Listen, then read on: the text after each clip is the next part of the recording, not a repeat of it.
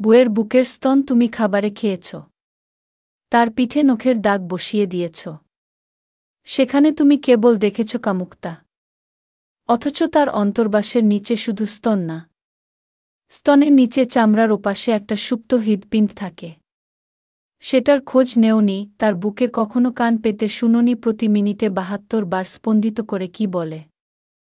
তুমি শুধু দেখেছ তার উন্মুক্ত বুকে মাংসপিণ্ড, সবাই ঘুমিয়ে গেলে প্রতিরাতে তার চুল ধরে তাকে প্রহার।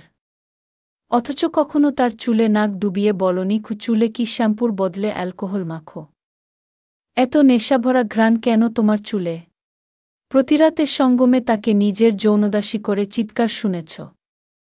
অথচ জানতে চাওনি প্রতি মাসে ৫ দিন পিরিয়ডের সময় সে কেমন আছে। সে মোটা বলে তাকে হাতির বাচ্চা বলে গালি দিয়েছ।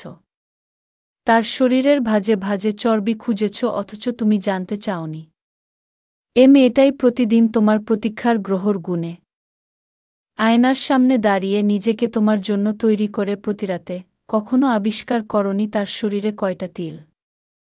শুধু আবিষ্কার করেছ খেতে বসলে প্লেটে কতগুলো চুল পড়ল।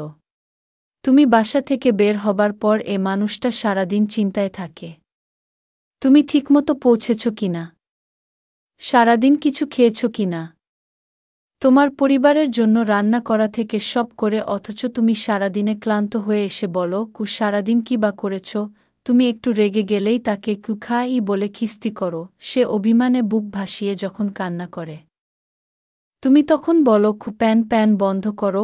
অথচ তার চোখে কখনও মুগ্ধতা দেখোনি। কখনো বলনি চোখে কাজল দিলে তোমাকে পরি পরি লাগে।